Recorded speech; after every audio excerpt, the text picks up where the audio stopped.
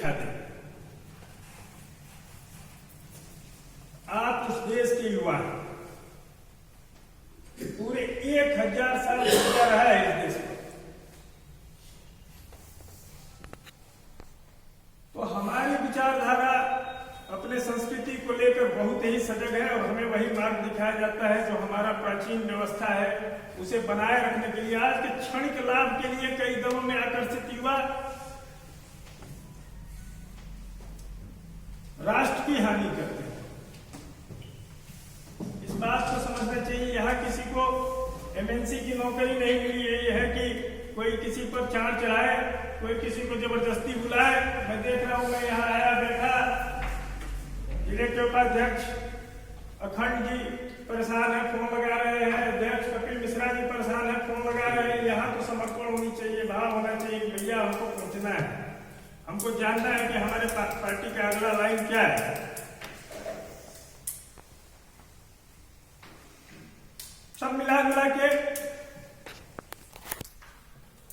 यह निराशाजनक स्थिति है कि वहां की अटेंडेंस जो है वो जिला कार्य समिति में 50% के नीचे है। मेरे हिसाब से 50% के बहुत नीचे है। आप अखंड जी वो महामंत्री जो अपने मंडल के महामंत्री होते हैं, उनकी भी उपस्थिति इसमें अनिवार्य थी। खैर, अब हम विषय पर आते हैं। भारतीय जनता पार्टी जब से केंद्र में आई, माननीय मोदी जी का सरकार बना, बहुत छोटी छोटी बातों पर माननीय मोदी जी ने अपनी नजर दौड़ाई और काम किया। मैं स्वयं एक युवा होने के नाते, देश का नागरिक होने के नाते आश्चर्यचकित रहा, क्योंकि जो कैंपेन चल रहा था सन 2013 में, उसमें भी वो बातें निहित नहीं थी जो 2014 में सरकार आने के बाद स्पष्ट दिखाई देने लगी।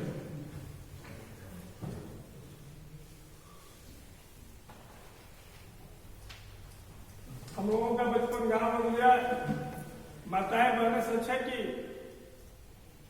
उपला पर, लकड़ी पर भोजन बनाती थी, पकाती थी, बड़ा स्वादिष्ट लगता था, बैठ के हम लोग वहीं खा लेते थे किचन की आगे।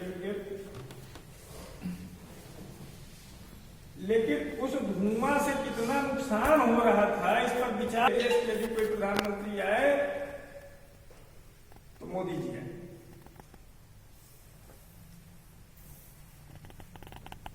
इंदिरा गांधी के जमाने में बैंकों को राष्ट्रीयकृत किया गया, इस इंटेंशन के साथ कि देश के सर्वाधिक जनमानस का अपना खाता होगा, उस खाता के विशेष लाभ होंगे, केंद्र से, राज्य सरकारों से सुविधा दी जाएगी, उसका लाभार्थी पूर्ण रूप से लाभ उठा पाएगा।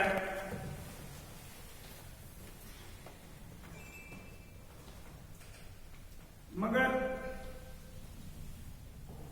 यह सारी चीजें लंबे समय से स्थगित होती चली गई। माननीय प्रधानमंत्री जी मोदी जी आए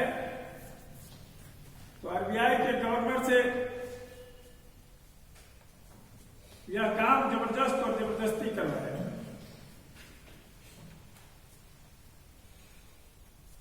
आज उसका लाभ व्यक्ति उठा रहा है।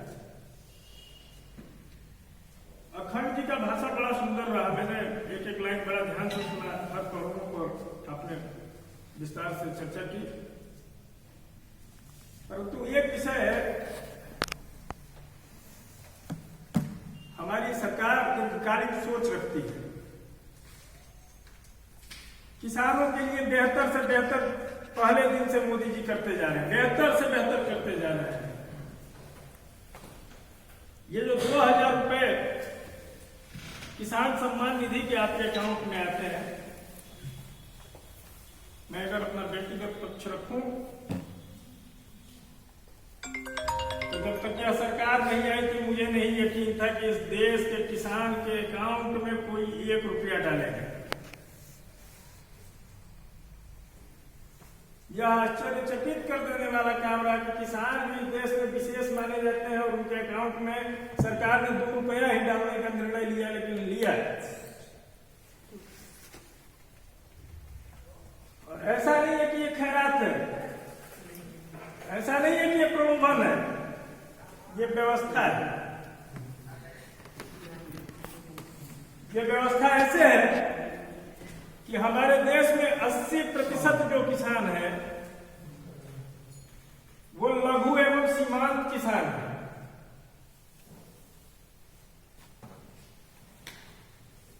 लघु एवं सीमांत किसानों का मतलब होता है 1 एकड़ से कम भूमि वाले किसान।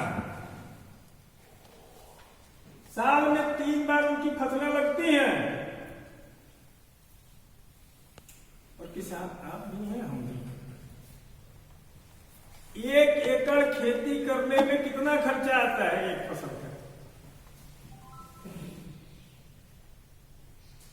लगभग 2000 रुपए, जो मानक बताता है। वो 2000 रुपए सरकार उस अकाउंट में डालती है ताकि वो गरीब व्यक्ति 150 बीघा वालों को नहीं समझ में आएगा, वो कहेंगे अरे खैरात दे रहे हो, क्या दे रहे हो। लेकिन हमारी सरकार ने इस देश के 80% किसानों की खेती कराने का जिम्मा उठाया है। यह देश में पहली बार हुआ है, ऐतिहासिक हुआ है।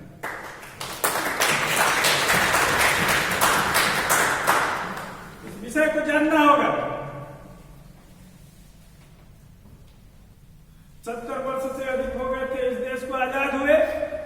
तरह तरह की परियोजनाएं आती थी, कुछ कुछ जिलों में सिमट जाती थी तो कुछ कुछ विशेष नेताओं के क्षेत्र में, परंतु संपूर्ण भारत में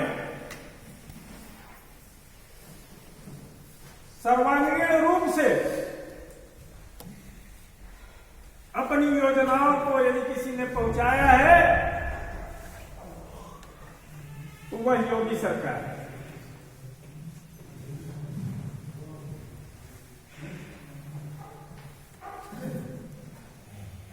मैं भ्रमण करता हूं, मैंने देखा है अगर हम समूचे देश को खेत माने तो वह कोई खेत नहीं है जहां पानी कम पहुंचा।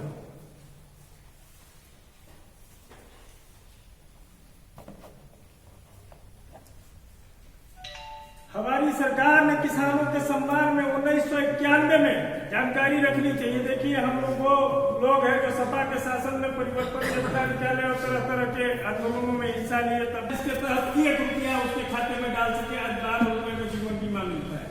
उसकी राशि छोटी या बड़ी हो सकती है। इन स्कूलों में शौचालय नहीं दिया गया 70 वर्षों में।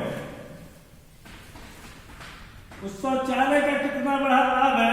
हमारे पूर्व के संगठन महामंत्री, राष्ट्रीय संगठन महामंत्री रामलाल जी का एक बार शादी मिला तो उन्होंने डायरेक्टली मुझे समझाया था ये बात। आज मैं आप सभी के बीच में हमारा कोई भी प्रोग्राम एक विजन के साथ है। लूटपाट, धन अर्जित करने के लिए कोई प्रोग्राम नहीं है। राष्ट्र के निर्माण में हर प्रोग्राम है। मैं उसे बताता हूं। हमारी बेटियां जो है वो 7वां 8वां की कक्षा तक जाते जाते 15-16 साल की हो जाती है।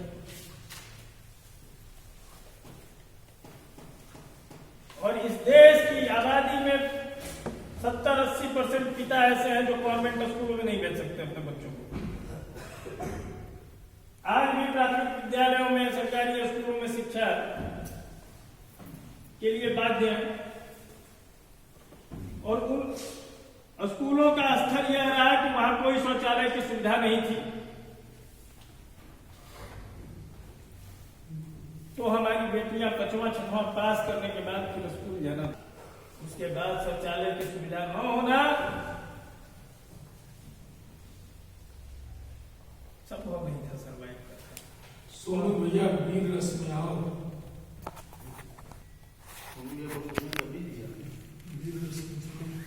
गवर्नमेंट स्कूल में नहीं जाता है तो 50% जो हमारी आबादी की यादी शक्ति है वो जो है अशिक्षित रह जाती है, कम पढ़ी लिखी रहती है। उस विजन के साथ हमने शौचालय बनाया। किसानों के हक में यूरिया को इंपोर्टेड किया गया। 1991 में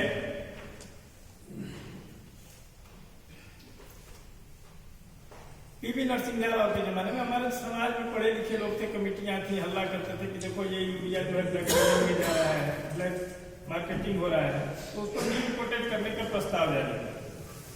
कोई सरकार साहस नहीं जुटा पाई कि उसको 100% नीम कोटेड कर दिया जाए ताकि किसानों तक पहुंचे।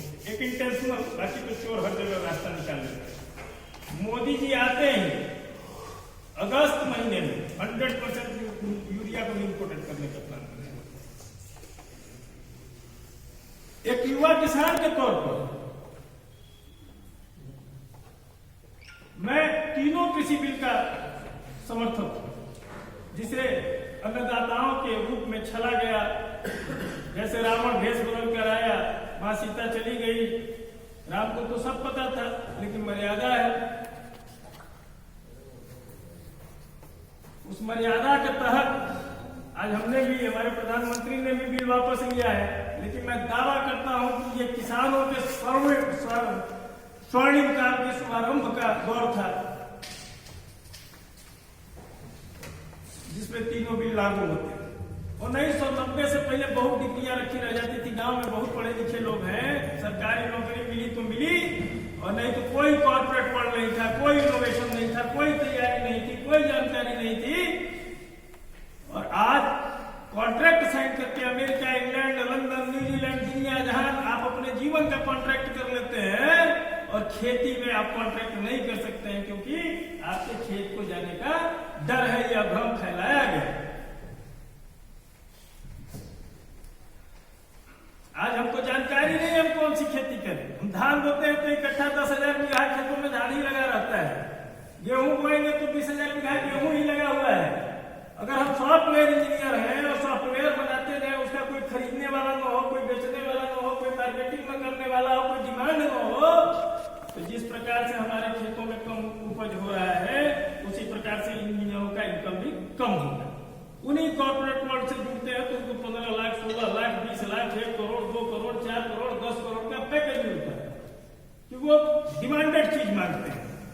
भैया तुम ये बना के दे दो, हम तुमको ये सैलरी दे रहे हैं। इन सारी चीजों को कोई नहीं समझ पाया। और 2022 का घमासान, 2022 का चुनाव हमारे राष्ट्रीय उत्थान, राष्ट्र निर्माण के दृष्टिकोण से बहुत महत्वपूर्ण है।